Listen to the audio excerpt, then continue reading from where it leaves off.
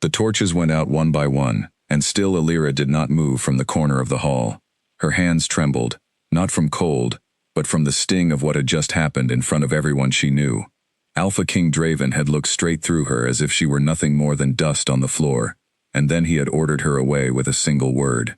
Removed. That was all she was to him. Removed.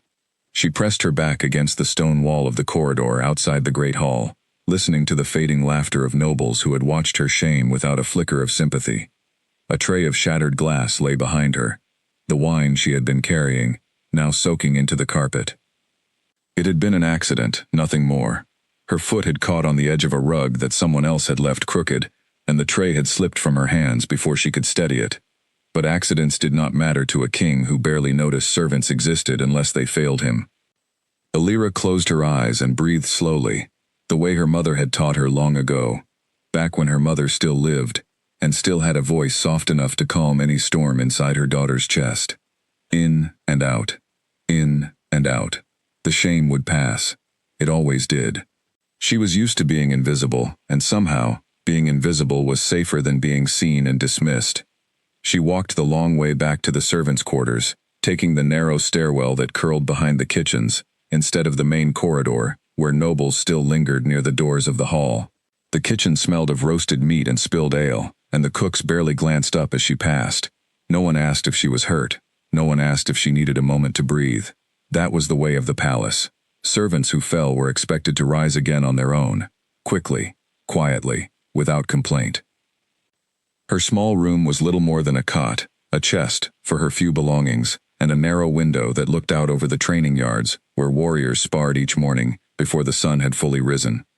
She sat on the edge of her bed and pulled off her shoes, rubbing the ache from her feet.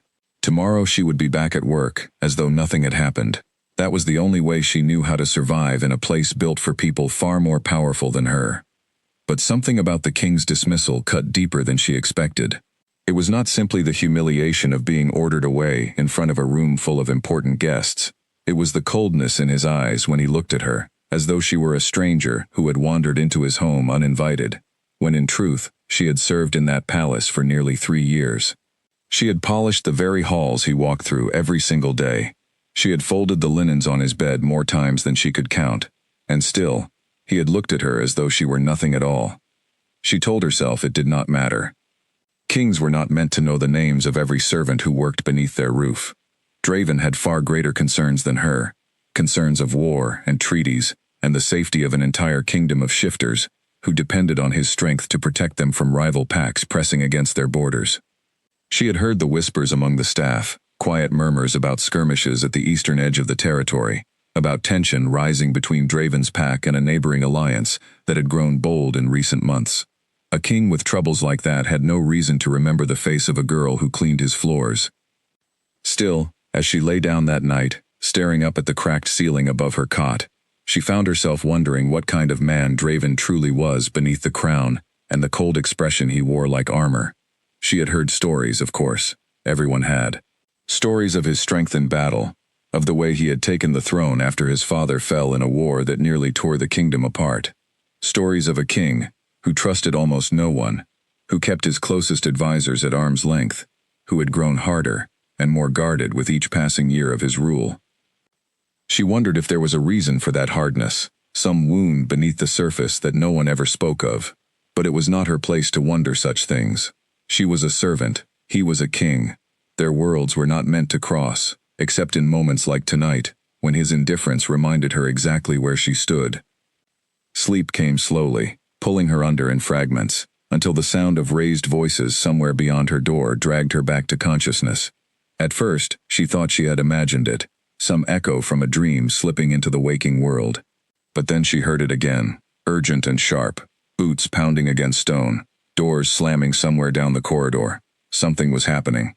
She sat up, heart pounding, and reached for her shawl, wrapping it around her shoulders as she moved to the door. When she opened it a crack, she saw 2 guards hurrying past, their faces pale with worry, their armor scuffed and stained as though they had just come from battle. One of them was pressing a hand to his own shoulder, where blood had soaked through the fabric of his tunic. Alira's breath caught. She had seen wounded warriors before. It was not uncommon in a palace that bordered contested lands. But something about the panic on their faces told her this was different, more serious than the usual bruises and scrapes from training. She should have gone back inside and closed her door. It was not her business, whatever was happening. But a strange pull kept her rooted in place, watching as more guards rushed past, calling for the healers, calling for hot water and clean cloth, and then, through the chaos, she heard a name that made her blood run cold. The king. Something had happened to the king. She stepped further into the corridor without thinking, drawn by instinct rather than reason. A young healer's apprentice, a girl named Nora who Alira had spoken with a handful of times in the kitchens, rushed past with an armful of bandages, her eyes wide with fear.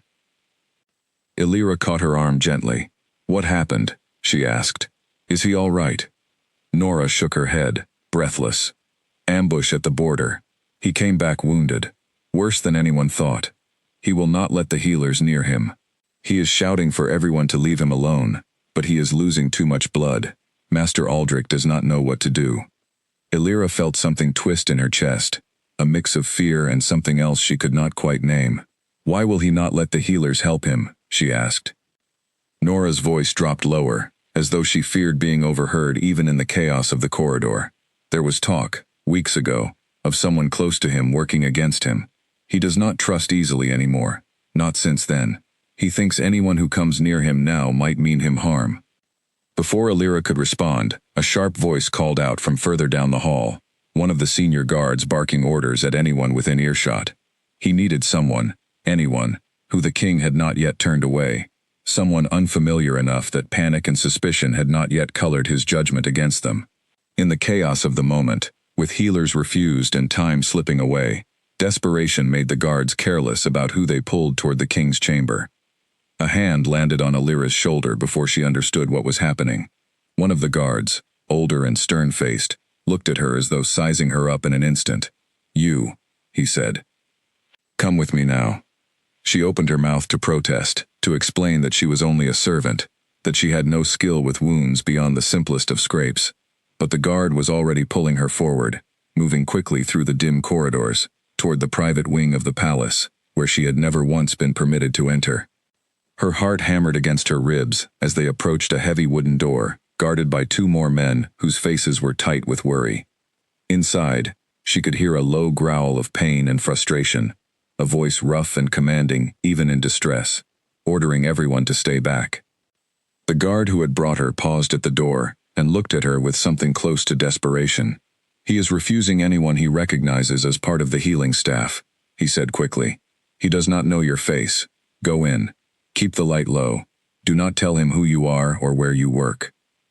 Just help him, before he bleeds out from stubbornness alone." Alira's mind raced. This was madness. She was no healer. She had no training beyond what any servant learned from years of scraped knees and small kitchen burns. But there was no time to argue, no time to explain that she was the wrong person for this task. The guard was already pushing the door open, urging her inside with a firm hand at her back. The chamber beyond was dim, lit only by a few flickering candles that cast long shadows across the stone walls. The air smelled of blood and smoke, heavy and metallic. And there, slumped against the edge of a large bed, one hand pressed hard against a wound at his side, sat the Alpha King himself, his broad shoulders shaking with barely restrained pain, his golden eyes glinting dangerously in the low light as he lifted his head toward the sound of the opening door. "Get out," he growled, his voice rough and commanding despite the weakness clearly pulling at his body. "I told them I do not want anyone near me." Alira froze in the doorway, every instinct telling her to turn and flee back into the corridor where it was safe, where kings did not know her name and could not turn their anger toward her. But something in his voice, beneath the fury, carried a thread of exhaustion so deep it startled her into stillness instead of retreat. She swallowed hard, keeping her head slightly lowered so the shadows fell across her face, hiding her features from his sharp gaze. "I am not here to hurt you," she said quietly, her voice steadier than she expected. "I am here because you are dying, if no one stops that bleeding soon, and I do not intend to stand outside your door and listen to it happen." For a long moment, silence stretched between them, broken only by his ragged breathing and the soft crackle of candle flame. Then, to her surprise, some of the tension in his shoulders eased, just slightly, as though her blunt honesty had cut through the wall of suspicion he had built around himself in the chaos of the night. "Close the door," he said finally, his voice quieter now, almost resigned. "And keep the light low. I do not wish to see faces tonight. I have seen enough faces I trusted turn against me." Alira nodded, though she was not sure he could see the movement in the dim light.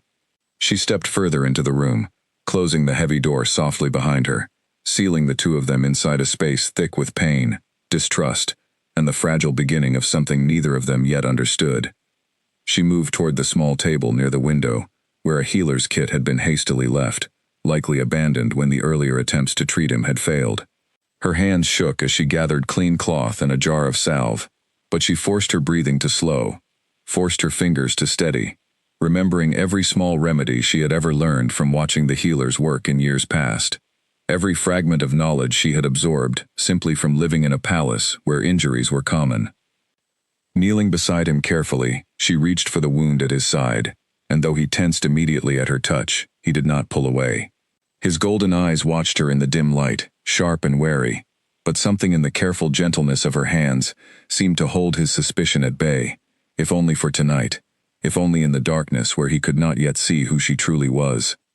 The wound was deep, a long gash carved into the muscle along his ribs, angry and swollen at the edges.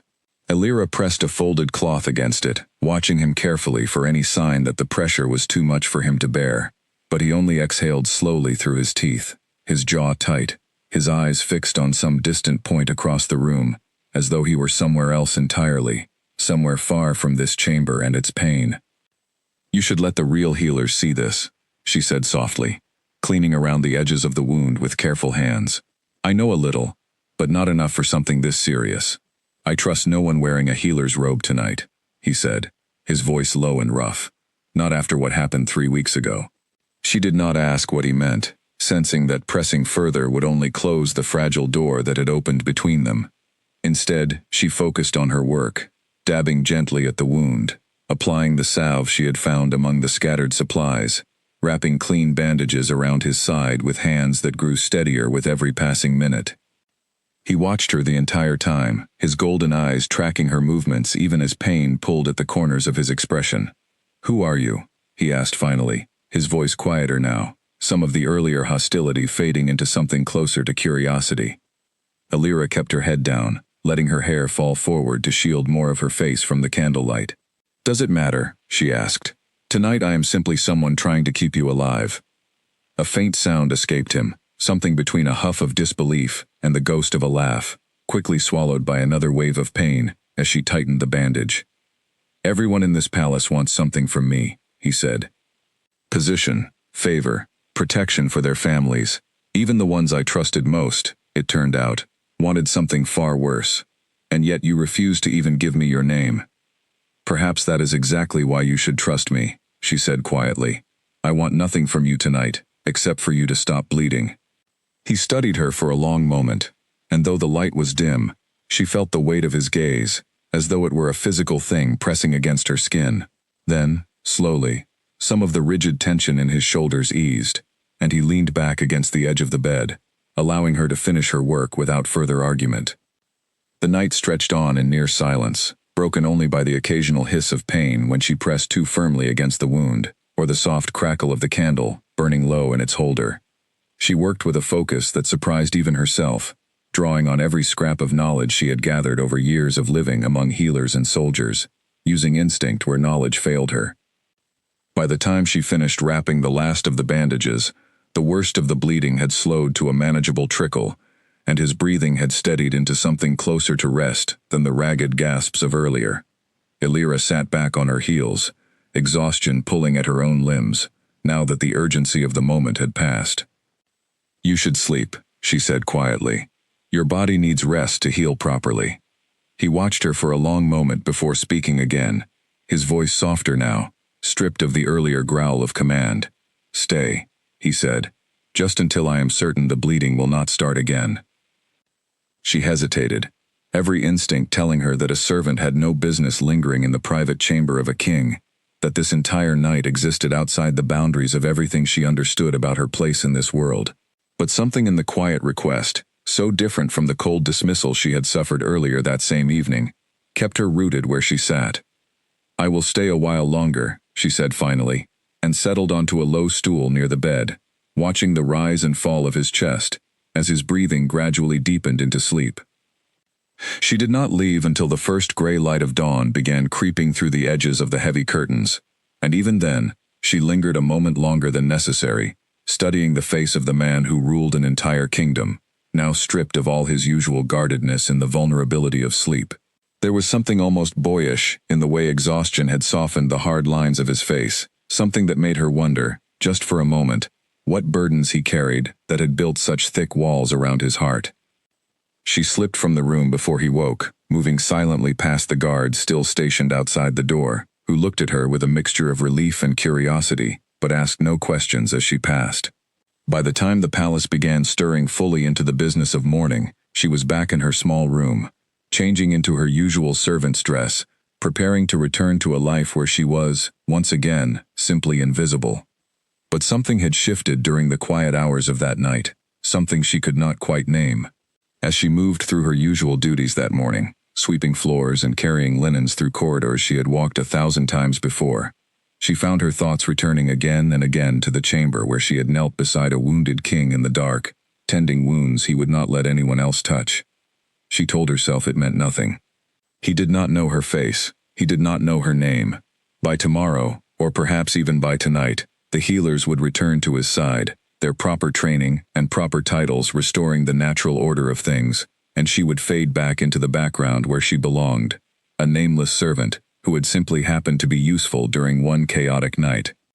And yet, as the day wore on, word began to spread quietly among the staff that the king had refused to allow any of the palace healers back into his chamber that evening, insisting instead that the same person who had tended him the night before return once again. No one knew who that person was. No one had seen her face clearly in the darkness, but whispers moved through the servants' quarters regardless, curious and hushed, wondering who among them had earned such unusual trust from a king known for trusting almost no one at all. Elira kept her secret close, saying nothing, as she listened to the whispers around her, her heart caught somewhere between fear of discovery and a strange, unfamiliar warmth she did not fully understand. That evening, as darkness fell once more over the palace, a familiar guard found her in the servants' hall and, without a word of explanation, gestured for her to follow him once again toward the private wing, where the wounded king waited, refusing all comfort except the gentle hands of a stranger he had not yet learned to fear. This time the chamber was brighter than before, a fire crackling in the hearth against the evening chill, though the candles near the bed had been deliberately kept low, just as she had left them the previous night. Draven sat propped against a mound of pillows, his color better than she expected, though his hand still rested lightly against the bandage at his side. "You came back," he said, watching her cross the room with careful steps. "I was told you refused every other healer," she answered, setting down a fresh basin of water on the small table beside the bed. It seemed unwise to argue with a king determined to bleed out of pure stubbornness. A low sound of amusement rumbled in his chest, the closest thing to a genuine laugh she had heard from him since this strange arrangement began. "You have a sharp tongue for someone who refuses to give her name. Perhaps my name is not important," she said, checking the edges of the bandage with gentle fingers. "What matters tonight is whether this wound is healing as it should." He allowed her to examine him without further protest, though she noticed his eyes remained fixed on her the entire time, studying her in a way that made warmth rise in her cheeks, despite the dim lighting meant to hide her features. The wound looked cleaner than she expected, the swelling reduced, the edges beginning to knit together, with the help of whatever remedy she had used the night before. "This is healing well," she said, relief coloring her voice. "Another few days of rest and care, and you should be back on your feet." "I have very little patience for rest," he admitted, leaning his head back against the pillows with a tired sigh. "There is too much happening beyond these walls that requires my attention." Elira busied herself changing the bandage, listening as he spoke, sensing that he needed to voice his frustrations aloud, even to a stranger, whose face he could not fully see. He spoke of the border conflict that had left him wounded, of a rival pack pressing against the eastern edge of his territory, testing the limits of his patience and his defenses. He spoke, too, though more carefully, of the betrayal that had shaken him weeks earlier, a trusted advisor who had passed information to enemies for reasons Draven still did not fully understand. "I built this kingdom on the belief that strength alone could protect the people who depend on me," he said quietly, his voice carrying a weariness that had nothing to do with his physical wounds. "But strength means little when the danger comes from inside your own walls." Illyra listened without interrupting, her hands moving gently as she worked, offering no advice, no false comfort, simply the quiet presence of someone willing to listen without judgment. It was strange, she thought, how easily words seemed to flow from a man known throughout the kingdom for his silence and his guarded nature. Perhaps it was the darkness that made honesty easier. Perhaps it was simply exhaustion loosening the careful control he usually kept over every word. When she finished changing the bandage, she rose to leave, but his voice stopped her at the edge of the bed. "Why do you keep your face hidden?" he asked, his golden eyes catching what little candlelight remained in the room. "Are you afraid of what I might do if I recognized you?" The question struck closer to the truth than she wished to admit. She thought of the humiliation she had suffered only 2 nights earlier, standing before him as he ordered her removed from his sight without a second glance.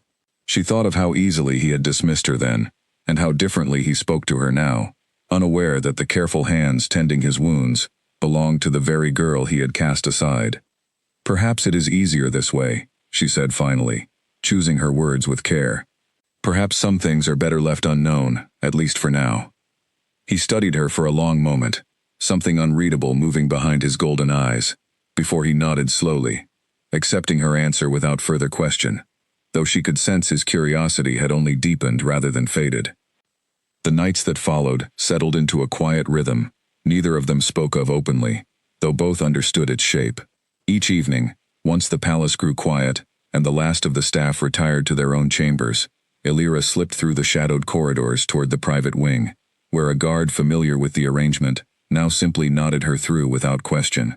Each night, she changed his bandages, checked the healing wound, and stayed longer than strictly necessary, drawn by conversations that grew easier and more honest with each passing visit. Draven spoke of his childhood sometimes, brief fragments offered almost reluctantly, memories of a father who ruled with an iron will and little warmth, of a mother who had died when he was still young enough that her face had blurred into something closer to feeling than memory. He spoke of the weight of ruling a kingdom before he felt ready, thrust into power after his father fell in battle, forced to become a leader before he had fully finished becoming a man.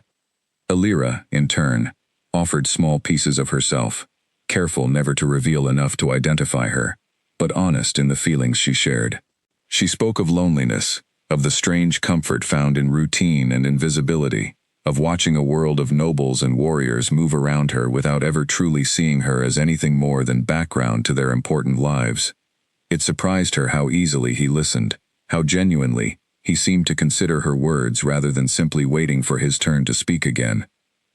There was a gentleness beneath his guarded exterior that she suspected very few people in his life had ever been permitted to witness, a gentleness that emerged only in the quiet darkness of these late-night hours, when the crown and its burdens felt distant enough to set aside, if only for a little while.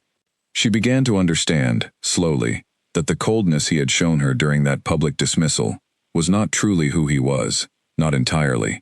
It was armor, built over years of betrayal and loss, and the impossible weight of ruling a kingdom that depended on his every decision. It did not excuse the way he had humiliated her, not fully, but it helped her understand the man behind the crown a little more clearly with each passing night. And though she told herself again and again that this strange closeness could not last, that eventually the healers would return, and the mystery of her identity would fade into memory once his wound had fully healed, some quiet part of her began to hope, cautiously and against her own better judgment, that whatever was growing between them in the darkness might somehow survive the light of day. By the 7th night, Draven no longer needed the bandages changed. The wound closed into a thin pink line along his ribs, healed almost completely, thanks to the strength shifters carried in their blood. Still, when evening fell, Illyra found herself walking the familiar path toward the private wing out of habit, uncertain whether she would even be welcome now that his recovery no longer required her presence. The guard at the door, a broad-shouldered man named Callum who had grown accustomed to her nightly visits, gave her a small nod as she approached. "He is expecting you," he said quietly, and opened the door before she could ask whether that was truly wise. Draven stood near the window when she entered, fully dressed for the first time since she had begun tending him, his broad frame silhouetted against the moonlight filtering through the glass. He turned as the door closed behind her, and something in his expression, open and searching, made her chest tighten with an emotion she did not have a name for. "You did not need to come tonight," he said, though there was no disappointment in his voice, only quiet curiosity. "My wound has healed." "I was not certain," she admitted, staying near the door as though ready to retreat if her presence proved unwelcome. "I thought perhaps you would prefer the company of your usual healers now." He crossed the room slowly, stopping a respectful distance away, close enough that she could see the sincerity in his golden eyes even in the low candlelight. "I find I prefer your company," he said simply. "Healers tend wounds. You have done something far more difficult these past nights. You have made me feel less alone in a place surrounded by people." Warmth spread through her chest at his words, tangled with a guilt she could not shake, knowing that the very man speaking so openly to her had no idea she was the servant girl he had cruelly dismissed only days before this all began. She wondered, not for the first time, what he would think if he knew the truth, whether the warmth in his eyes now would curdle into anger or embarrassment once her identity was revealed. "Can I ask you something?" he said, his voice softer now, almost hesitant, in a way that seemed unfamiliar coming from a man used to command. "Would you consider staying, even now that there is no wound left for you to tend, simply to talk, as we have these past nights?" Illyra hesitated, torn between the growing warmth in her chest and the practical fear of what discovery might bring. But something in his expression, open and slightly uncertain, made refusal feel impossible. "I would like that," she said finally, and watched relief soften the tension in his shoulders as he gestured toward two chairs near the fire, inviting her to sit, as an equal, for the first time since this strange arrangement had begun. They talked long into the night, conversation flowing easily between them, now that fear for his life no longer colored every exchange with urgency. He told her stories of his youth, small moments of joy, tucked between the heavier memories he had shared before, laughter, shared with warriors long since lost to battle, quiet mornings spent training, in the very yard she could see from her own small window. She listened, memorizing the sound of his laughter, treasuring the rare glimpses of the man beneath the crown that so few others were ever permitted to witness. In turn, she spoke more openly than she had allowed herself before, careful still to avoid details that might reveal her identity, but honest about her hopes, her small dreams of a life with more warmth in it than the invisible existence she currently led. He listened with an intensity that made her feel, for the first time and longer than she could remember, truly seen. As the fire burned low and exhaustion finally began pulling at both of them, Draven walked her to the door, pausing with his hand resting lightly against the wood, as though reluctant to let the evening end. "Will you return tomorrow?" he asked, his voice carrying a vulnerability that surprised her. "I will try," she said honestly, unable to promise more than that, uncertain how much longer this strange secret arrangement could last, before the demands of her ordinary life pulled her back into the shadows where she belonged. He nodded, accepting her answer, though something in his eyes told her he wished for more certainty than she could offer. As she slipped past him into the dark corridor beyond, she felt his gaze following her, until the door closed softly behind her, sealing away the strange, fragile warmth that had grown between them in the quiet hours of the night. Walking back toward the servants' quarters, Illyra found herself smiling, despite every reasonable fear crowding her thoughts, despite the knowledge that this could not continue forever without consequence. For the first time since arriving at the palace years ago, she felt as though she mattered to someone beyond the tasks her hands could perform, and that feeling, however dangerous, was one she found herself unwilling to give up so easily. Word of the king's mysterious nightly visitor had spread further than Illyra realized, whispered between guards and servants who noticed the pattern of her comings and goings, though none among them had managed to glimpse her face clearly enough to name her. Draven, restless with curiosity that had only grown stronger with each passing night, finally summoned his beta, a steady and loyal man named Gareth who had served beside him since childhood. "Find out who she is," Draven said one afternoon, standing near the window of his study, his voice carrying an edge of frustration he rarely allowed others to see. I have asked her directly more than once, and each time she deflects with careful grace. I want to know her name, Gareth. I want to know why she hides herself from me. Gareth studied his king for a long moment before responding, sensing something beneath the request that went deeper than simple curiosity. Perhaps she has her reasons for staying hidden, he said carefully. Perhaps discovering the truth is not always the wisest path. Draven turned from the window, his expression unreadable. I have spent these past nights speaking with her more honestly than I have spoken with anyone in years, he said quietly. I want to know the woman behind those words. Find her, Gareth. Quietly, without frightening her away. Gareth nodded, though privately he wondered what his king would do once the truth was finally uncovered, uncertain whether the answer would bring him closer to happiness or further complicate a heart already burdened by suspicion and loss. Over the following days, Gareth moved carefully through the palace, questioning guards stationed near the private wing, comparing schedules and movements, piecing together fragments of information that slowly narrowed the possibilities. It did not take long before a name began surfacing in his careful inquiries, whispered among a handful of staff who had noticed a quiet servant girl slipping away from her usual duties each evening, around the same hour the king's mysterious visitor was known to arrive. Elira, one of the kitchen maids, they told him. The one dismissed publicly by the king himself, only days before his injury. Gareth absorbed this information with careful neutrality, though inwardly he understood immediately the weight of what he had uncovered. The very woman his king had humiliated in front of the entire court was the same woman who had nursed him back to health in the darkness that followed, the same woman whose company he now sought with growing eagerness each evening. Rather than rushing to share this discovery immediately, Gareth chose to observe a little longer, watching Elira from a careful distance as she went about her daily duties, noting the quiet dignity with which she carried herself, despite the humiliation she had endured, noting, too, the careful way she avoided drawing attention to herself whenever guards or nobles passed nearby. He found himself, somewhat unexpectedly, reluctant to disturb whatever fragile trust had grown between his king and this unassuming servant girl. There was something in the way Draven had begun to soften over these past weeks, something in the way his usual guardedness had eased just slightly, that Gareth recognized as valuable beyond measure for a king who had spent years trusting almost no one at all. Still, loyalty to his king outweighed his hesitation, and Gareth eventually made his way to Draven's study, prepared to share what he had discovered. But before he could speak the words that would change everything, urgent news arrived from the border, distracting the entire palace with concerns far more pressing than the identity of a mysterious servant girl. Reports came flooding in of increased hostility from the rival pack pressing against the Eastern Territory, of scouts spotted testing the boundaries of Draven's lands, of whispers among merchants traveling through contested regions suggesting an attack might be imminent.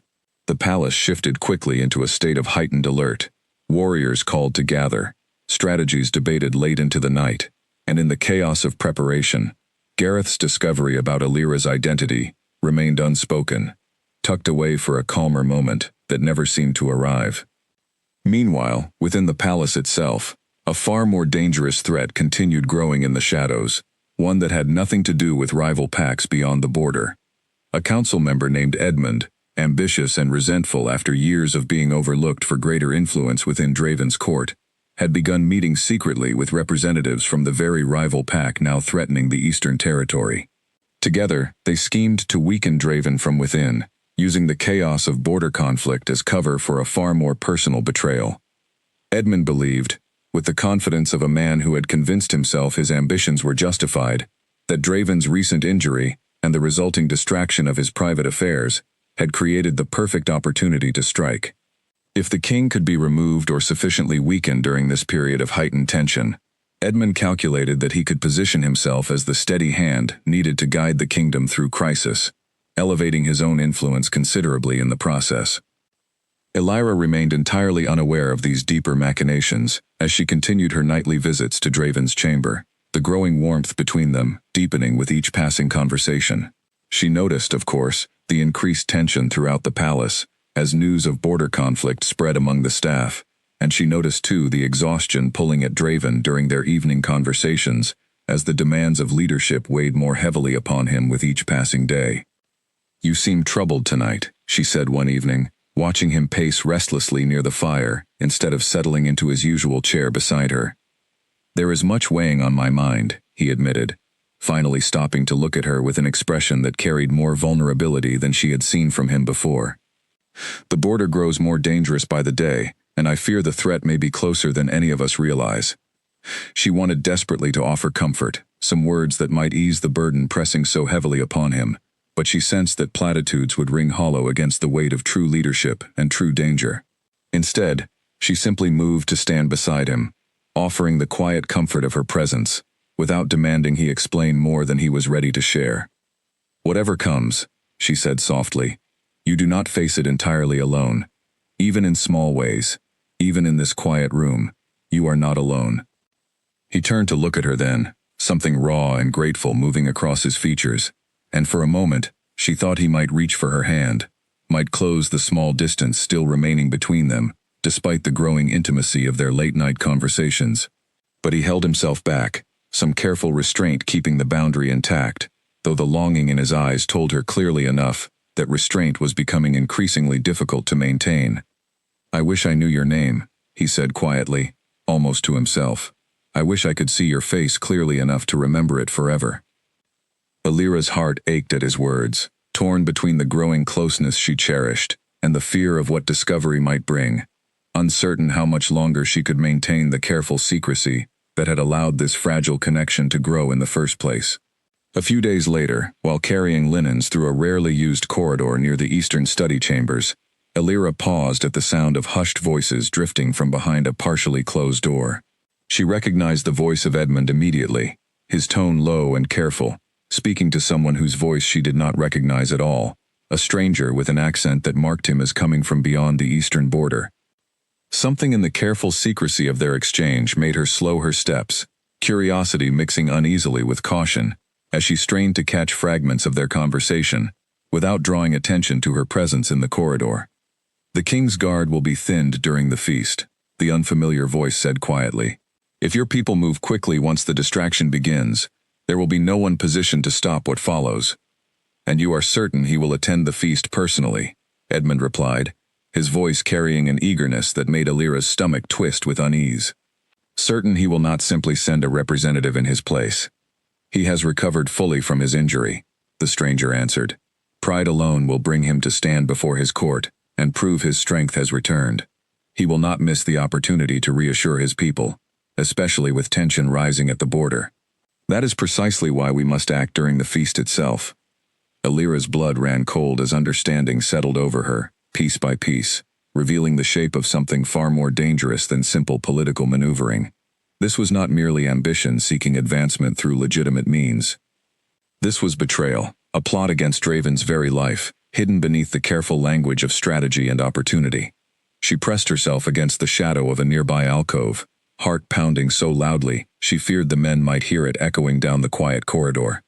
She needed to hear more, needed to understand the full shape of the danger, before she could decide what to do with the terrible knowledge now settling heavily in her chest. "The wine will carry it," Edmund continued, his voice dropping even lower, forcing Alira to lean closer despite every instinct screaming at her to flee. "A poison slow enough to avoid immediate suspicion, but certain enough to ensure he does not survive the night. By the time anyone realizes what has happened, your people will already have moved against the weakened eastern defenses, and I will be positioned to guide the kingdom through the chaos that follows." Alira's hands trembled around the linens, still clutched against her chest, horror washing through her as the full scope of the conspiracy became clear. This was not simply about weakening Draven's rule. This was a plan to end his life entirely, using poison disguised as celebration, timed precisely to coincide with an invasion at the border that would leave the kingdom vulnerable and leaderless in the exact moment it needed strength most. She forced herself to remain still until the voices finally fell silent, until she heard the soft click of a door closing and the fading footsteps of the stranger departing through a side passage that led toward the outer walls of the palace. Only then did she allow herself to move, slipping quietly back the way she had come, her mind racing through the terrible weight of what she had just discovered. She could not simply approach Draven directly with this information. To do so would require revealing where she had been, why she had overheard such a conversation in the first place, and more dangerously, it would risk revealing her identity as the servant girl who had been visiting his chamber under the cover of darkness these past weeks. If Edmund learned that his plot had been discovered, he might act sooner than planned, or worse, he might turn his suspicion toward uncovering who had betrayed his secret, placing Alira herself in terrible danger. She spent that night awake in her small room, turning the problem over and over in her mind, searching for some way to warn Draven without exposing herself to the very danger she was trying to prevent. By the time dawn broke over the palace, she had settled on a plan, imperfect and frightening, but the only option that seemed to offer any chance of protecting him without revealing too much too soon. She would write a warning, unsigned, delivered anonymously, with his morning meal, vague enough to avoid revealing the source, but specific enough to plant the seed of caution in his mind before the feast arrived. It was not a perfect solution. It would not stop Edmund's plot entirely on its own, but it would buy time enough for Draven to increase his own caution, time enough for her to think of some further way to protect him without sacrificing the fragile trust that had grown between them in the darkness of his chamber. That evening, before her usual visit, she found a scrap of parchment and carefully wrote a warning in handwriting she disguised as best she could, choosing her words with painstaking care. Beware the wine at the coming feast. Not all who smile beside you wish you well. Trust your instincts, even when the danger wears a familiar face. She folded the parchment carefully and, with trembling hands, slipped it beneath the covered tray that would be carried to Draven's chambers with his breakfast the following morning, praying he would take the warning seriously, despite its anonymous and uncertain origin. Draven found the note the following morning, tucked beneath the folded linen covering his breakfast tray, the parchment worn soft from careful handling. He read the words twice, his expression shifting from confusion to sharp alertness as the meaning settled fully into his thoughts. He called immediately for Gareth, showing him the note without preamble. "Someone within these walls knows something dangerous," Draven said, his voice low and controlled despite the tension gathering in his shoulders, "and they chose to warn me, rather than remain silent." Gareth studied the handwriting carefully, though nothing about it offered any obvious clue to its author. "Do you have any suspicion who might have written this?" he asked. Draven's thoughts turned immediately to the woman who visited his chamber each night, the woman whose careful honesty had already saved his life once during those early days following his injury. Something in the cautious, protective tone of the note reminded him of her, though he could not be entirely certain. "I have a guess," he said quietly, though he offered no further explanation, unwilling to voice a suspicion he could not yet confirm. "Increase security around the feast preparations. Have someone taste the wine before it reaches the tables. And keep watch on Edmund. Something has felt wrong about his behavior these past weeks, though I could not name it until now." Gareth nodded, already moving to implement the increased precautions his king had requested, though inwardly he wondered whether the mysterious note carried any connection to the discovery he had made weeks earlier, and never shared, the identity of the servant girl who had captured his king's attention so completely. That evening, when Alira arrived for her usual visit, she found Draven more guarded than she had seen him in weeks, his expression carrying a tension that immediately worried her, though she could not ask directly without revealing her own knowledge of the danger he now faced. "Is something troubling you?" she asked carefully, settling into her usual chair near the fire. He studied her for a long moment before answering, something searching in his gaze that made her chest tighten with anxiety. "Someone left me a warning this morning," he said finally, "about the coming feast, about danger hidden among people I have trusted." Alira kept her expression carefully neutral, though her heart pounded painfully against her ribs. "Do you believe the warning?" she asked quietly. "I do not know who wrote it," he admitted, his golden eyes fixed on her with an intensity that made her wonder, with sudden dread, whether he somehow suspected the truth. But something about it felt genuine, careful, protective even, as though whoever wrote it cared whether I lived or died, rather than simply seeking to manipulate me for their own gain. She held his gaze, unwilling to look away despite the fear clawing at her chest, uncertain whether her silence would betray her secret more thoroughly than any words could. "Perhaps you should trust it," she said finally, her voice steady, despite the tremor she felt beneath her calm exterior. "Perhaps whoever wrote it saw something worth protecting in you, even if they cannot yet reveal themselves." Something shifted in his expression at her words. A flicker of understanding, perhaps even suspicion, though he said nothing more about it that evening, allowing the conversation to drift toward safer topics as the fire burned low and the hour grew late. But as she left his chamber that night, she felt his gaze following her more intently than usual, and she wondered, with growing unease, how much longer her careful secret could survive beneath the weight of his sharpening curiosity. The days leading up to the feast passed in a blur of quiet preparation and mounting tension. Alira continued her nightly visits, though the conversations between them carried a new undercurrent of caution, both of them dancing carefully around subjects too dangerous to name directly. She wanted desperately to warn him more explicitly, to tell him plainly what she had overheard in that quiet corridor. But fear held her tongue each time the words rose in her throat. Fear of revealing too much. Fear of the consequences that might follow if Edmund learned his plot had been discovered before he was ready to strike.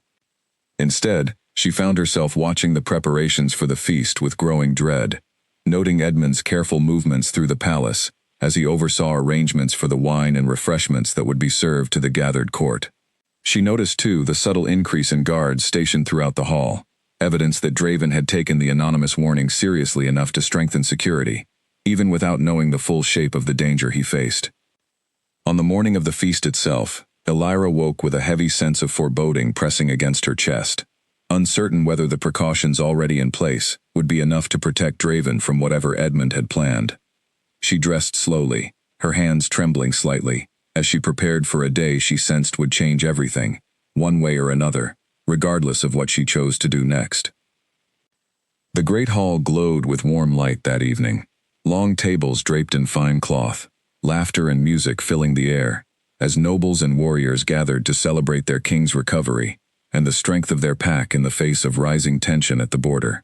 Alira moved among the servants carrying trays, her position among the kitchen staff granting her a vantage point close enough to watch the proceedings without drawing attention to herself.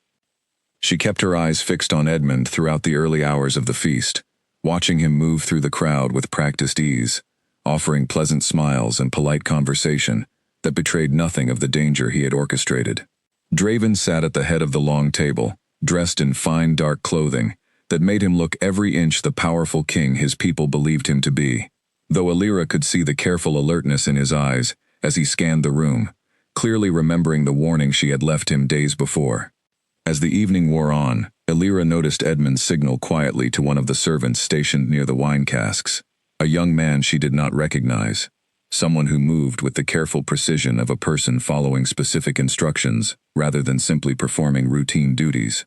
Her heart began pounding as she watched him prepare a particular goblet with unusual care, setting it carefully aside from the others before making his way toward the head table. She moved quickly, weaving through the crowd with a tray balanced against her hip, positioning herself close enough to intercept the servant before he could reach Draven's side. "Allow me," she said quickly, reaching for the goblet with practiced ease before the young man could object, her voice carrying just enough authority to avoid suspicion. "The king prefers his wine poured fresh at the table."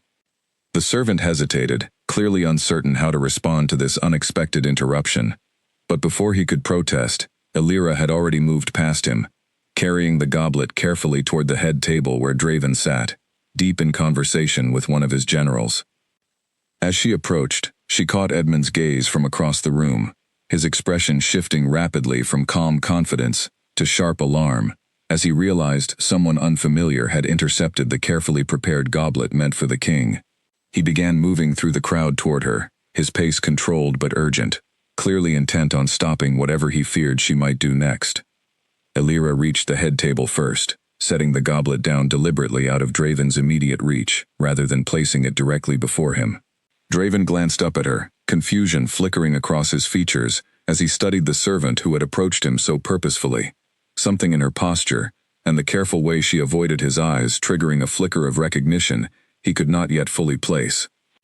"Your Majesty," she said quietly, her voice trembling slightly despite her effort to remain composed. "This wine is not safe to drink." The hall around them began to quiet as nearby guests noticed the tension building at the head table, curious whispers spreading outward as more people turned to observe the unfolding scene. Edmund arrived moments later, his expression carefully arranged into concern, though Alira could see the panic barely concealed beneath his practiced calm. "What is the meaning of this?" he said loudly, his voice carrying easily across the now silent hall. "This servant has no business interfering with the king's refreshments." Draven's gaze moved between Alira and Edmund, sharp intelligence gathering behind his golden eyes, as he pieced together the tension crackling between them. "Explain yourself," he said to Alira, his voice calm but carrying an unmistakable weight of command. Alira's heart pounded as she realized the moment had finally arrived, the moment she could no longer hide behind careful anonymity and quiet warnings. She lifted her chin, meeting Draven's gaze directly, for the first time in the full light of the hall, allowing him to see her face clearly, for the first time since that night he had summoned her from the shadows. "I overheard a conversation days ago," she said, her voice growing steadier as she spoke, carrying clearly enough for those nearby to hear. "A plot to poison your wine tonight, timed to coincide with an attack at the eastern border. I did not know how else to protect you without revealing what I knew too soon." Gasps rippled through the crowd as her words settled over the hall, and Draven's expression shifted rapidly from confusion to sharp understanding, his gaze fixing intently on Edmund, who had gone pale, his earlier composure crumbling rapidly beneath the weight of sudden exposure. "This is absurd," Edmund began, though his voice lacked the confidence it had carried only moments before. "She is clearly mistaken, or lying to draw attention to herself." Draven's gaze remained fixed on Edmund a moment longer before shifting back to Alira, recognition finally settling fully into place as he studied her features clearly for the first time. "You," he said quietly, disbelief coloring his voice. "You are the servant girl I dismissed from this very hall weeks ago." Alira held his gaze, unable to look away despite the weight of every eye in the hall now fixed upon her. "I am," she said simply. "I am also the one who has been tending your wounds and sitting beside you these past weeks in the darkness of your chamber." The silence that followed felt heavier than anything Alira had ever experienced, the weight of the entire court's attention pressing down upon her as Draven processed the revelation unfolding before him. But before either of them could speak further, movement near the edge of the hall drew everyone's attention as guards, already alerted to potential danger by the increased security Draven had ordered days earlier, moved swiftly to seize the young servant who had prepared the poisoned wine. And moments later, Edmund himself, who made a desperate attempt to flee toward the side entrance, before strong hands caught his arms and held him firmly in place. The hall erupted into chaos, nobles rising from their seats in alarm, guards shouting orders as they secured the perimeter of the room, and through it all, Draven remained seated at the head table, his gaze fixed unwaveringly on Alira, the weight of everything he had just learned settling heavily across his features. It took the better part of an hour for the hall to fully settle, guards escorting Edmund and his young accomplice away to be questioned and held for judgment, while nobles slowly returned to their seats, murmuring among themselves about the shocking events they had just witnessed. Messengers were dispatched immediately toward the eastern border, carrying urgent warnings that would allow Draven's warriors to prepare for the attack Edmund had promised his allies, an attack that would now meet far stronger resistance than the conspirators had anticipated. Through it all, Alira remained standing near the head table, uncertain what to do with herself, now that her secret had been laid bare before the entire court. She expected anger, perhaps, or the same cold dismissal she had experienced weeks earlier, and she braced herself for whatever judgment Draven might choose to deliver now that he finally understood who she truly was. Instead, he rose slowly from his seat, crossing the short distance between them, with careful, deliberate steps, his golden eyes never leaving her face. The remaining nobles in the hall watched in curious silence, sensing that whatever passed between their king and this quiet servant girl carried significance far beyond the dramatic events that had just unfolded. "You saved my life tonight," Draven said quietly, his voice carrying clearly despite its softness, meant for her alone even as others strained to hear. "Just as you saved it weeks ago, in the darkness of my chamber, when I refused to trust anyone wearing a healer's title." Alira swallowed hard, uncertain how to respond, still bracing for the anger she felt certain must be hidden somewhere beneath his calm exterior. "I am sorry I did not tell you sooner," she said finally, "about the plot, and about who I truly was. I was afraid of what might happen if Edmund learned I had discovered his plans too early." Draven studied her for a long moment, something complicated moving behind his eyes, before he spoke again, his voice carrying a weight of regret she had not expected. "I owe you an apology far greater than any explanation you might offer," he said. "I dismissed you from this very hall weeks ago, without a second thought, without even truly seeing you as a person, rather than simply a servant who had made a small mistake. I have thought of that moment more than I care to admit, wondering who the woman was that I treated so carelessly. I never imagined she would be the same woman who saved my life not once, but twice, without ever asking for anything in return." Alira felt tears gathering at the corners of her eyes, overwhelmed by the sincerity in his voice, so different from the cold indifference she had experienced that day weeks ago. "I did not help you for recognition," she said quietly. "I helped you because it was the right thing to do, and because somewhere along the way, in the quiet hours of those nights, I came to care about the man beneath the crown, not simply the king everyone else sees." A murmur rippled through the nobles still gathered nearby, watching this unexpected moment unfold with growing fascination, though Draven seemed entirely unaware of their audience now, his full attention fixed solely on Alira. "I would like the chance to know you properly," he said, his voice carrying a vulnerability few in that hall had ever witnessed from their guarded king. "Not in darkness, hiding your face from me, but openly, as the woman you truly are." Alira felt warmth spreading through her chest, chasing away the lingering fear that had gripped her since the chaos of the evening began. "I would like that as well," she said softly, allowing herself to hope, finally, that the fragile connection built in darkness might survive fully in the light. The days that followed brought significant change throughout the palace. Edmund and his young accomplice were formally judged for their conspiracy against the crown, their punishment serving as a clear warning against future betrayal within the pack. Warriors dispatched to the eastern border successfully repelled the attack Edmund had promised his allies, the element of surprise stripped away entirely by the timely warning Alira's discovery had provided, ensuring far fewer losses than might otherwise have occurred. Throughout the kingdom, whispers spread of the humble servant girl who had twice saved her king's life, first tending his wounds in secret, then exposing a dangerous conspiracy before it could claim his life entirely. The story captured the imagination of nobles and commoners alike, transforming Alira almost overnight from an invisible servant into someone whose name was spoken with genuine respect throughout the palace halls she had once cleaned in anonymity. Draven, for his part, made a point of publicly acknowledging his earlier mistake, addressing the full court, just days after the feast, to formally apologize for the careless dismissal that had humiliated Alira weeks before everything else unfolded. It was not an easy admission for a king known for his pride and guarded nature, but he delivered it with a sincerity that left no doubt of his genuine remorse, earning him quiet respect from a court that had begun to wonder whether their king possessed a heart capable of humility after all. In the weeks that followed, Draven and Alira spent increasing time together, no longer confined to the shadows of his private chamber, but walking openly through the palace gardens, sharing meals in the light of day, allowing the connection built in darkness to deepen naturally under the warmth of genuine daylight companionship. Alira found herself slowly stepping into a role far different from the one she had occupied for years, no longer simply a servant moving unseen through the background of palace life, but a woman whose presence commanded genuine attention and respect. Autumn settled gently over the kingdom. As the weeks passed, golden leaves drifting across the training yards, where Alira had once watched warriors spar from the narrow window of her small servant's room. Much had changed since that chaotic night at the feast, though the quiet warmth between her and Draven had only continued growing steadier with each passing day, tested by neither doubt nor distance, but strengthened instead by the honesty they now shared openly, rather than hiding within careful shadows.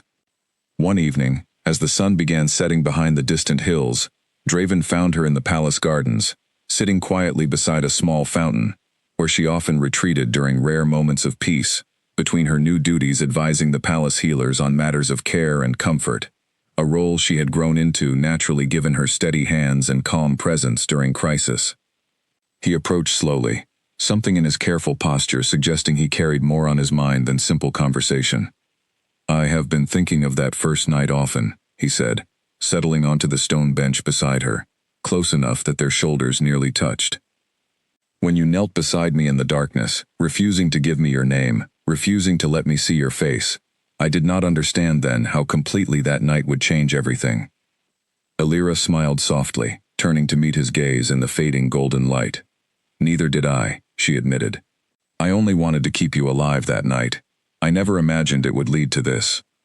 Draven reached for her hand, his fingers closing gently around hers, a small gesture that had become familiar between them over these past weeks, though it still carried a quiet thrill each time it happened. I have ruled this kingdom for years, believing strength alone was enough to protect the people who depend on me, he said quietly. But you taught me something I had forgotten somewhere along the way, that true strength includes the willingness to trust, to be vulnerable, to let someone see the parts of yourself hidden even from your closest advisors. She squeezed his hand gently, warmth spreading through her chest at the sincerity carried in his words. You have taught me something as well, she said softly. That being seen, truly seen, is not something to fear, even after years of learning to remain invisible simply to survive. They sat together in comfortable silence for a long moment, watching the last light of sunset paint the sky in deep shades of orange and gold, before Draven spoke again, his voice carrying a seriousness that made her heart beat a little faster. I have spoken with my council, he said carefully, about formally recognizing your role within this palace, elevating your position to reflect not simply the service you have provided, but the partnership I hope we might build together, if you are willing. Alira's breath caught, understanding the weight carried beneath his careful words, the offer extending far beyond simple gratitude or public recognition. What are you asking? She said quietly, needing to hear the words spoken clearly, rather than simply implied. Draven turned to face her fully, his golden eyes carrying a warmth and openness she had never witnessed from him during those early days of cold indifference. I am asking whether you might consider a future built together, he said, his voice steady despite the vulnerability evident in his expression.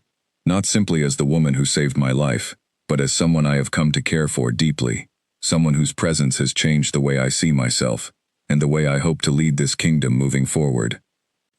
Tears gathered in Alira's eyes, though this time they carried none of the fear or humiliation that had marked her tears weeks earlier, replaced instead by overwhelming warmth and hope for a future she had never dared imagine for herself during her years of quiet invisibility within these palace walls. Yes, she said softly, her voice carrying quiet certainty despite the enormity of the moment unfolding between them. I would like that future, built together, with honesty between us from this moment forward.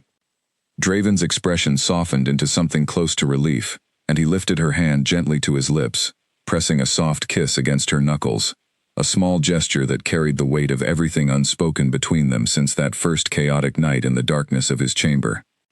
In the weeks that followed, the kingdom watched with growing fascination as their guarded, distant king transformed gradually into someone warmer, more approachable, his rule softened by the genuine partnership he had found with a woman the court had once overlooked entirely. Alira, in turn, grew steadily into her new role, bringing compassion and understanding to matters of governance that had once been handled with cold efficiency alone, reminding the entire court, through quiet example, that strength and kindness were never truly opposites, but partners capable of building something far stronger than either could achieve alone. The story of the girl who cleaned the Alpha King's wounds in darkness, never knowing at first that fate would bind her so closely to the very man who had once dismissed her without a second thought, spread throughout the kingdom and beyond, told and retold, as proof that even the coldest beginnings could grow into something warm and lasting, given honesty, courage, and the willingness to truly see one another beyond first impressions and careless mistakes. And as winter approached, bringing with it the promise of new beginnings, Draven and Alira stood together at the palace gates, watching over a kingdom made stronger not by fear or distance, but by the quiet, steady partnership they had built together, one honest night at a time. Yet peace within the palace walls did not mean peace beyond them. 2 days after the feast, a rider arrived from the eastern outpost, his horse lathered with sweat, his face streaked with dust from hard travel. He was brought immediately to the war room, where Draven waited with Gareth and a handful of senior warriors, the warning Alira had uncovered still fresh enough to keep every mind sharp with urgency. They move faster than we expected, the rider said, his breath still ragged. Scouts spotted movement along the ridge before dawn. If Edmund's allies intended to strike under cover of the feast's confusion, They have not yet learned their plan collapsed. We believe the attack will still come, perhaps within 2 days. Draven's jaw tightened, though the earlier chaos of exposing Edmund's plot had not shaken his resolve, only sharpened it. Then we will not wait for them to arrive at our gates, he said. We ride to meet them on ground of our choosing, before they reach the outpost and put our people in danger. Gareth studied him carefully. You are still recovering, he said, not for the first time in recent days. Your side has barely finished healing. I have rested long enough, Draven answered, his voice carrying the old authority that had once made him famous throughout the kingdom for his fearlessness in battle. My people do not have the luxury of waiting for my comfort. Illyra, who had been quietly assisting one of the healers in preparing supplies for the warriors soon to depart, heard the exchange through the open doorway, and felt her chest tighten with a fear she had not expected to feel, so soon after finally allowing herself to hope for something steady and lasting. She said nothing as Draven passed her in the corridor later that afternoon, dressed now in the leather and steel of a warrior, rather than the fine cloth of a king holding court. But he paused when he saw her, some of the hardness in his expression softening. You are afraid, he said quietly, reading her face with an ease that still surprised her. I am, she admitted, seeing no reason to hide it from him now that so much honesty had already passed between them. You only just began to heal. He reached for her hand, holding it gently despite the armor already covering most of his forearm. I have fought this kind of battle many times before, he said. What I have never had before is a reason to return that felt worth fighting quite this hard for. She managed a small, trembling smile, despite the fear still tightening her chest. Then come back to me, she said softly. That is all I ask. He pressed a brief kiss to her forehead, a gesture far gentler than anything the court had ever witnessed from their guarded king, before turning to join the warriors gathering in the courtyard below, horses stamping restlessly in the cool morning air, banners snapping in the wind, as the small army prepared to ride east, toward whatever waited for them at the border. The days that followed passed slowly for Illyra, each hour stretched thin with worry, as she busied herself with the healers, preparing for the wounded, who would inevitably return once battle had been joined. She threw herself into the work, grateful for the distraction it offered, though her thoughts drifted constantly toward the eastern ridge, wondering whether Draven's warriors had yet encountered the enemy, wondering whether the warning she had uncovered had bought them enough advantage to survive what was coming. On the third day, riders returned bearing news, and the entire palace held its breath as messengers hurried toward the war room, their expressions unreadable from a distance. Illyra abandoned her work the moment she heard the commotion, hurrying toward the courtyard where a small crowd had already begun gathering, desperate for word of the battle's outcome. The news, when it finally spread through the gathered crowd, brought a wave of relief so powerful it nearly buckled Illyra's knees beneath her. Draven's warriors, forewarned and prepared thanks to the timely intelligence gathered from Edmund's exposed conspiracy, had met the invading force on ground of their own choosing, using the element of surprise against the very enemies who had intended to use it against them. The battle had been fierce, casualties inevitable on both sides, but the invading force had been driven back decisively, their advance halted well short of the border outpost that would otherwise have borne the full weight of their assault. Draven himself returned 2 days later, weary, and bearing a handful of new bruises but otherwise whole, his warriors trailing behind him, with the quiet satisfaction of soldiers who understood they had protected their homes successfully against a threat that might easily have overwhelmed them, without the warning that had given them time to prepare. Illyra met him at the gates, unable to wait for the more formal reception being prepared within the great hall, and when he saw her standing there, exhaustion evident in every line of his body, something in his expression softened into open relief. He crossed the distance between them quickly, pulling her into an embrace that spoke more clearly than any words could, of how much her presence had come to mean to him during the long days of uncertainty.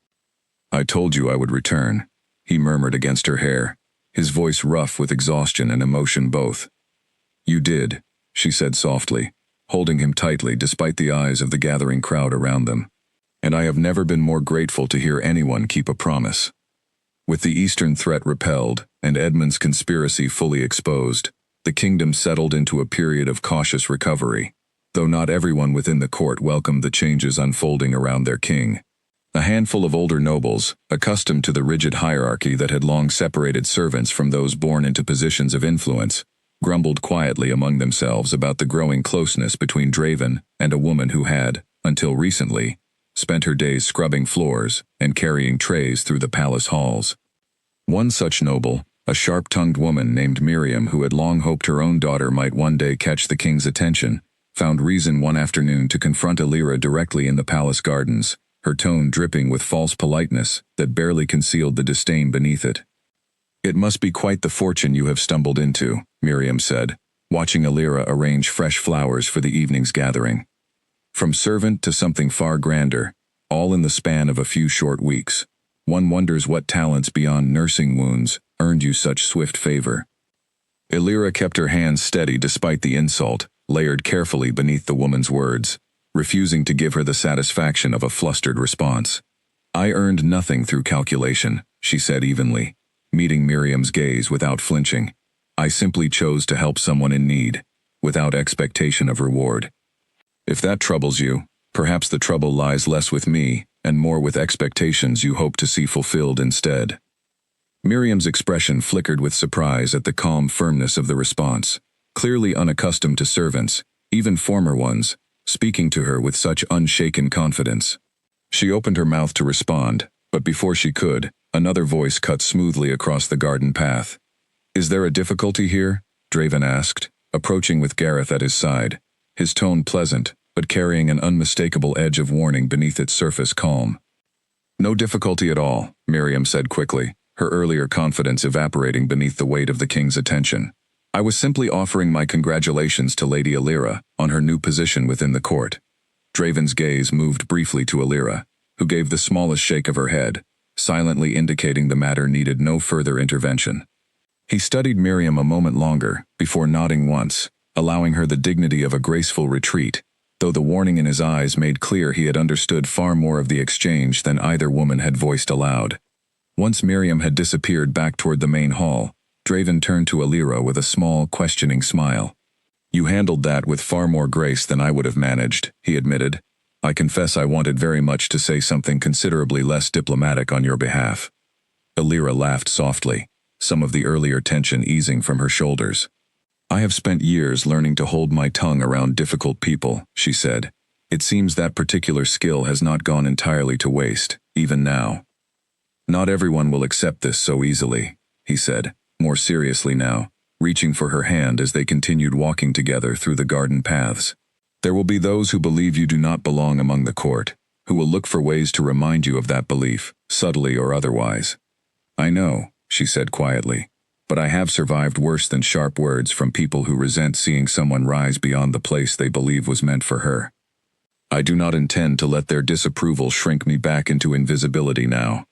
Draven squeezed her hand gently, admiration clear in his expression. "That," he said, "is precisely one of the many reasons I find myself unable to imagine a future without you standing beside me." Over the following weeks, similar small tests continued arising, whispered comments in crowded halls, pointed questions disguised as polite curiosity, subtle attempts by a handful of nobles to catch Alira in some misstep that might justify their belief that she did not belong in her newly elevated position. But each time, she met the challenge with the same quiet dignity, refusing to be baited into behavior unbecoming of the role she had grown into, gradually earning respect even from some of her earlier skeptics, who found themselves reluctantly impressed by her steady composure and genuine care for the people she now served, in a far different capacity than before. Gareth, watching this transformation unfold over the following months, found himself quietly grateful he had chosen not to reveal her identity prematurely, all those weeks ago, understanding now that the trust built so carefully between Draven and Alira during those anonymous nighttime conversations had formed a foundation far stronger than any arrangement built on hasty political calculation could ever have achieved.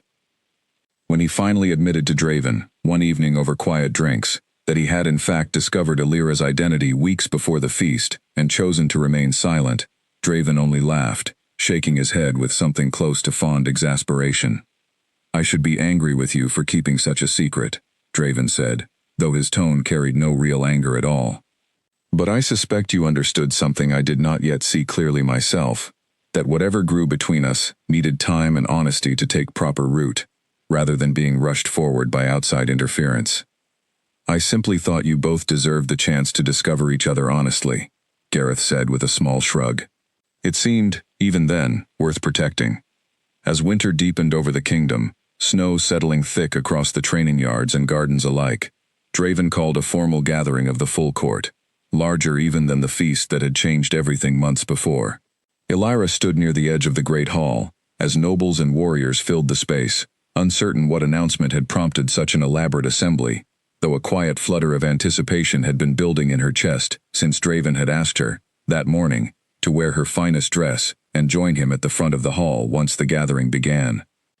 When the hall had filled and quieted, Draven rose from his seat, his gaze finding Elira immediately across the crowded room, before he began to speak, his voice carrying clearly to every corner of the hall. Many of you remember the night of the feast, he began, when danger nearly claimed my life, and the safety of our eastern border alike. Fewer of you know the full story of the woman who prevented that danger from succeeding, not once, but twice, first in the quiet darkness of my recovery, and again when she chose courage over silence despite the risk to herself. Murmurs rippled through the gathered crowd as Elira felt every eye in the hall turning toward her, warmth rising in her cheeks despite months of growing accustomed to public attention she had never sought for herself. I have ruled this kingdom believing strength alone could carry us through every danger we face, Draven continued, his voice softening slightly as he continued. But strength without honesty, without trust, without someone willing to challenge me and stand beside me in equal measure, is only half of what a true leader requires. Elira has taught me that lesson more thoroughly than any advisor or battle ever could.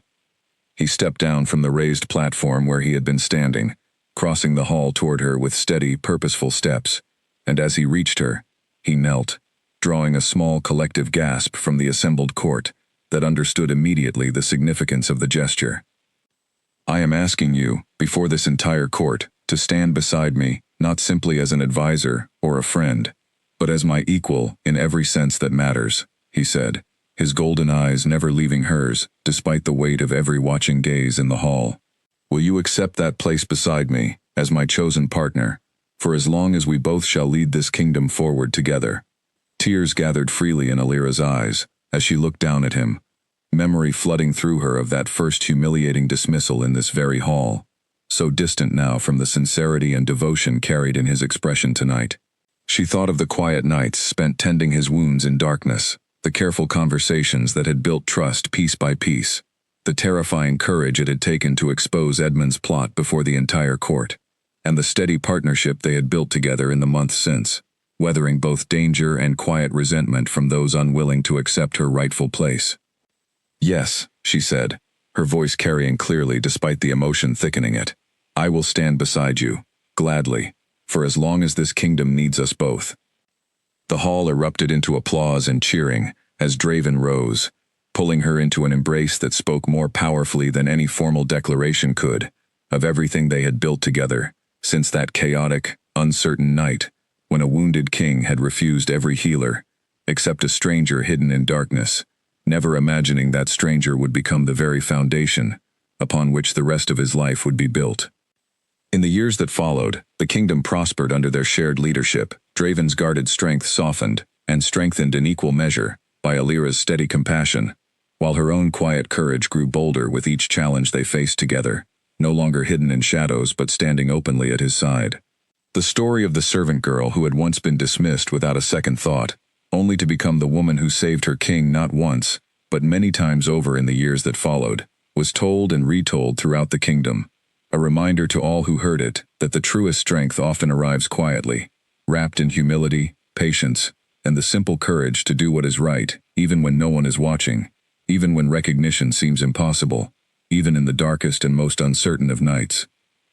Spring returned to the kingdom slowly, snow melting from the training yards, the palace gardens beginning to stir with new growth, and with the changing season came word that a neighboring Alpha, a proud and calculating man named Corwin, had requested a formal audience with Draven. Gareth brought the message to the war room with visible unease, for Corwin's territory bordered the very eastern lands where Edmund's conspiracy had nearly succeeded months before. He claims he wishes only to discuss trade routes and boundary disputes, Gareth said, laying the sealed letter on the table before Draven. But I do not trust the timing. 2 of Edmund's allies who escaped judgment after the feast were last seen crossing into Corwin's territory. It seems too convenient that Corwin now wishes to sit across a table from you. Draven studied the letter carefully, his expression thoughtful rather than alarmed. Perhaps he wishes to test whether the man who exposed one betrayal has grown careless in the months since, he said. Or perhaps he genuinely seeks peace, and I do this kingdom a disservice by assuming the worst of every neighboring alpha, simply because one proved treacherous. Either way, refusing him outright risks provoking exactly the conflict I hope to avoid. Illyra, seated quietly at the edge of the table, where she had increasingly been included in matters of governance since the winter's formal announcement, spoke up carefully. Perhaps agree to the audience, she said, but on our own ground, within these walls, where we control the terms and the safety of everyone involved. Draven glanced toward her, a small smile touching the corner of his mouth despite the seriousness of the discussion. A wise suggestion, he said. We will invite him here, under careful watch, and see for ourselves what truly brings him to our door. Weeks later, Corwin arrived with a modest retinue, a tall man, with sharp features, and a voice smooth enough to charm even the most guarded listener, though something in the careful calculation behind his eyes made Illyra's instincts prickle with unease, from the very first moment she observed him crossing the palace courtyard. He greeted Draven with practiced warmth, offering gifts of fine cloth and rare spices as tokens of goodwill, and throughout the formal dinner that followed, he spoke pleasantly of trade agreements and shared prosperity between their 2 territories. Yet Illyra noticed, as the evening wore on, how often Corwin's gaze drifted toward her, studying her with an attention that felt less like simple curiosity and more like careful assessment, as though he were measuring her worth for some purpose she could not yet name. When the formal dinner concluded and guests began drifting toward the gardens for evening conversation, Corwin approached her directly, his smile pleasant, but his eyes carrying a coldness that made her skin prickle. You are the woman who exposed Edmund's conspiracy, he said, his tone light despite the weight of the observation. Quite remarkable, for someone who began her days here as a servant. I imagine such a rise invites a great deal of resentment among those who believe position should be earned through birth rather than circumstance. I imagine it does, she answered evenly, refusing to let his careful probing unsettle her composure. Though I have found resentment says far more about the person feeling it than about the one who earned their place through honest effort. Corwin's smile did not waver, though something sharper flickered briefly behind his eyes at her steady response. Careful words, he said. I wonder whether they would remain so steady if circumstances tested your loyalty to this kingdom rather more directly than words alone. Before she could respond, Draven appeared at her side, his expression pleasant, but carrying an unmistakable edge as he addressed the visiting alpha. I trust you are enjoying the evening, Draven said, his tone smooth but firm enough to make clear the conversation had run its course. Immensely, Corwin replied, inclining his head slightly before excusing himself toward another cluster of guests, though Illyra noticed him glancing back toward her once more, before disappearing into the crowd. That night, once the guests had retired and the palace had quieted, Illyra shared her unease with Draven as they walked together through the now empty gardens. Something about him troubles me, she admitted. He speaks of peace, yet everything in his manner suggests calculation rather than genuine goodwill. I share your unease, Draven admitted. Gareth has already doubled the guard along our borders as a precaution, and I do not intend to let Corwin's visit conclude without understanding exactly what he truly seeks from this kingdom. Their caution proved well-founded only 2 nights later, when a servant rushed breathlessly into the war room to report that one of the visiting retinue had been discovered near the private wing of the palace, far from where guests were meant to wander, examining the layout of corridors with a level of attention that suggested reconnaissance rather than simple curiosity. Gareth had the man detained immediately for questioning, and under careful pressure, he eventually admitted that Corwin harbored ambitions of his own regarding the Eastern Territories, ambitions that had only grown bolder since Edmund's failed conspiracy left a vacuum of influence Corwin hoped to fill through more patient, careful means than his predecessor had attempted. He believes if he can weaken trust between you and Lady Illyra, the man confessed nervously under Gareth's steady questioning, he can create division within your court to exploit later, perhaps even convince some of your remaining unhappy nobles to support his influence over the eastern trade routes instead of yours. Draven's expression darkened as the full shape of Corwin's scheme became clear. Though this threat, unlike Edmund's, carried no immediate danger of poison or open attack. Only the slower, more insidious danger of manipulation and division sown carefully over time. He confronted Corwin directly the following morning, laying out precisely what his retainer had confessed, watching closely as the visiting alpha's composed mask finally cracked under the weight of exposure. "You have no proof beyond the frightened words of a servant under duress," Corwin said, though the confidence in his voice had noticeably thinned. "I have proof enough to end this visit immediately," Draven replied, his voice carrying the full weight of his authority now, cold and unyielding.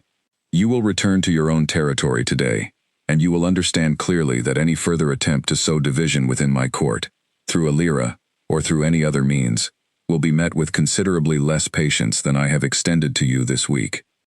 Corwin departed within hours, his careful diplomatic mask abandoned entirely, in favor of barely concealed resentment, though he offered no further protest, understanding that his scheme had been uncovered too thoroughly to salvage through further pretense. As his retinue rode away from the palace gates, Alira stood beside Draven, watching them go, relief mixing with a lingering unease she could not fully shake. "He will not simply accept this defeat quietly," she said. "Men like him rarely do." "Perhaps not," Draven agreed, wrapping an arm around her shoulders as they watched the distant riders disappear beyond the tree line. "But we will face whatever comes next together, as we have faced everything since that first night in the darkness of my chamber. That, I have learned, is the only strength that has ever truly mattered." Corwin's resentment did not stay quiet for long. Within a month, word reached the palace, through traveling merchants, that he had begun spreading careful rumors along the trade routes connecting the two territories. Whispers suggesting that Draven's court had grown weak and divided, that a servant, elevated far beyond her station, now held more influence over the kingdom's decisions than seasoned advisors who had served for decades. The rumors were designed with precision, aimed not at provoking open conflict, but at eroding confidence among smaller allied pacts, who might otherwise stand firmly behind Draven, should tension with Corwin's territory ever escalate further. Alira felt the weight of these whispers more keenly than she expected, even secondhand through careful reports brought by loyal merchants and traveling healers who had heard the rumors spoken aloud in distant marketplaces. It was one thing to face resentment from a handful of nobles within her own court, individuals whose disapproval she could counter through steady conduct and quiet dignity witnessed firsthand. It was another thing entirely to know that her name was being used as a weapon in places she had never even visited, twisted into a symbol of weakness by a man who had never truly known her at all.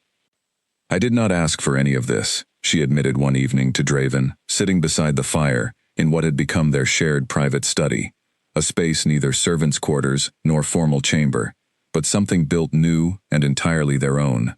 "Sometimes I wonder if my presence here brings more difficulty to your rule than value." Draven set aside the reports he had been reviewing and turned to face her fully, his expression serious. "Do you believe that?" he asked quietly. "Or do you simply fear it, because cruel voices far from here have said it loudly enough to reach your ears?" She considered the question honestly before answering. "I fear it," she admitted, "but I do not believe it. I know what I have done for this kingdom, and I know the partnership we have built is honest, whatever anyone beyond these walls chooses to whisper about it." "Then trust that knowledge over distant rumor," Draven said gently, reaching for her hand. "Corwin hopes to weaken us through doubt, because he could not weaken us through direct confrontation. The moment we allow his whispers to plant seeds of division between us, he wins, without ever lifting a blade. I refuse to grant him that victory, and I hope you will refuse alongside me." She nodded slowly, drawing strength from his steady certainty, though the unease Corwin's campaign had stirred within her did not fully vanish. Lingering instead, as a quiet undercurrent, she carried through the following weeks, even as life within the palace continued its familiar rhythms. Gareth, meanwhile, worked tirelessly to counter the spreading rumors through more direct means, sending trusted messengers to allied pacts, with clear, honest accounts of everything that had transpired since the feast, from Edmund's exposed conspiracy to Corwin's attempted manipulation, ensuring that truth reached ears before distortion could take firmer root. Slowly, steadily, the tide of doubt Corwin had hoped to cultivate began losing momentum, as allied leaders who valued their long-standing relationship with Draven's territory chose to trust first-hand accounts over second-hand whispers carried along trade routes by men with no direct stake in the truth. Still, Corwin remained a persistent shadow at the edges of the kingdom's peace, and Draven understood, even as summer settled warmly over the palace grounds, that the conflict between them had not truly ended, merely shifted into a quieter, more patient contest that would likely continue testing them both for years to come. It was a burden he now carried with Alira firmly beside him, rather than facing it in the isolated guardedness that had once defined his rule. And though the weight of leadership never fully lifted, he found it considerably easier to bear with a steady partner who understood both the cost and the necessity of vigilance. One warm evening in early summer, as fireflies began drifting lazily through the palace gardens, Draven found Alira sitting quietly near the same fountain where he had once asked her to build a future alongside him. She looked up as he approached, offering a small, tired smile that spoke of the long months of quiet tension they had weathered together since Corwin's failed visit. "You look as though the weight of an entire kingdom rests on your shoulders tonight," he said, settling beside her. "Sometimes it feels that way," she admitted, "though I suppose that is simply the nature of the life we have chosen together." He reached for her hand, lacing his fingers through hers with familiar ease. "Then let us carry it together," he said quietly, "as we have carried everything else since that first uncertain night. Whatever Corwin whispers, whatever doubt others attempt to plant, I have never once doubted that choosing you was the wisest decision I have made in all my years as king." She leaned her head against his shoulder, watching the fireflies drift and glow against the deepening twilight, allowing herself, at least for this quiet moment, to set aside the weight of distant rumors and lingering threats, grateful simply for the steady warmth of the partnership they had built from such an unlikely and painful beginning. As autumn approached once more, a full year having passed since that first chaotic night when Alira knelt beside a wounded king in darkness, Draven announced that preparations would begin for a formal wedding, one that would bind their partnership not simply through private promise, but through the ancient traditions recognized by every pack throughout the wider kingdom, traditions that would make clear beyond any doubt the legitimacy and permanence of the bond they had built together. The news spread quickly, and while a handful of the same skeptical nobles who had questioned Alira's place within the court a year earlier still murmured their disapproval in quiet corners, the wider kingdom received the announcement with genuine celebration. Common folk throughout the territory had grown fond of the story that had reached them through countless retellings. The servant girl who had twice saved her king's life, who had faced down a conspiracy and weathered the schemes of a rival alpha with steady courage, finally to be recognized fully and formally as the partner she had already proven herself to be in every meaningful way. Preparations for the wedding consumed the palace for weeks, seamstresses working long hours on fine garments, kitchens filling with the rich sense of festival preparation, musicians rehearsing songs meant to celebrate a union that had grown from such an unlikely beginning. Alira found herself swept into a whirlwind of decisions and details she had never imagined she would face, fittings for gowns finer than anything she had worn in her years as a servant, discussions of ceremony and tradition that stretched back generations within Draven's pack. Amid the preparations, Nora, the young healer's apprentice who had first pulled Alira into the chaos of that fateful night a year earlier, found her one afternoon in the palace gardens, both women pausing their separate tasks to share a quiet moment of reflection. "Do you remember that night?" Nora asked, settling onto the bench beside Alira. "I was so frightened, running through the halls with bandages, certain the king would not survive until morning. And then I saw you pulled into his chamber, and I thought surely that poor servant girl has no idea what she has just walked into." Alira laughed softly, memory washing warmly over her despite the chaos and fear that night had truly carried. "I certainly did not," she admitted. "I thought I would simply try to stop the bleeding, and then disappear back into my ordinary life, before anyone noticed I had ever been there at all." "And now look at you," Nora said, gesturing toward the elaborate preparations unfolding throughout the gardens around them. "About to become something far greater than either of us could have imagined that night." "I could not have imagined any of it," Alira agreed quietly. "Not the danger, not the trust that grew between us, not any of what followed, but I am grateful, more than I can properly express, for every strange and frightening turn that led me here. As the wedding day itself finally arrived, the palace gardens transformed into a space of quiet splendor. Autumn leaves woven carefully into arrangements of gold and deep red, lanterns strung between the trees to glow warmly as evening approached. Guests gathered from across the kingdom and from allied territories beyond, filling the space with a hum of anticipation that Alira could feel even from the private chamber where she prepared, her hands trembling slightly, despite the steady calm she had carried through so many far more dangerous moments over the past year. Draven waited for her near the fountain, where he had once knelt to ask for her partnership, dressed in fine dark clothing, embroidered with silver thread that caught the fading afternoon light, his expression carrying none of the guarded coldness she remembered from that very first humiliating dismissal, replaced instead by open warmth and quiet joy as he watched her approach through the gathered crowd. The ceremony itself carried the weight of ancient tradition, words spoken in the old language of the pack, promises exchanged that bound them not simply as partners in daily life, but as equals, sharing the full weight and responsibility of leadership moving forward. When Draven finally pressed a gentle kiss to her lips before the assembled crowd, the gardens erupted into celebration, music rising warm and joyful into the cooling evening air, and Alira felt, for the first time perhaps in her entire life, that she truly belonged exactly where she stood, seen fully and valued completely by the man beside her and the kingdom that had grown to embrace her in return. Later that evening, as the celebration continued around them, Draven pulled her gently aside to a quiet corner of the garden, away from the noise and warmth of the gathered crowd, wanting a private moment amid the joy of the day.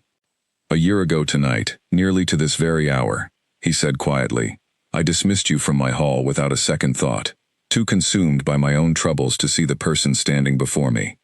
I have spent this past year trying to make amends for that carelessness, though I suspect I will spend the rest of my life continuing that effort, grateful every single day that fate gave me the chance to know you properly despite my own foolish mistake." Alira reached up to touch his face gently, warmth and love filling her chest so completely she could hardly find words adequate to the moment. "You have more than made amends," she said softly. "You gave me a life I never dared imagine for myself, built on honesty and trust rather than fear and invisibility.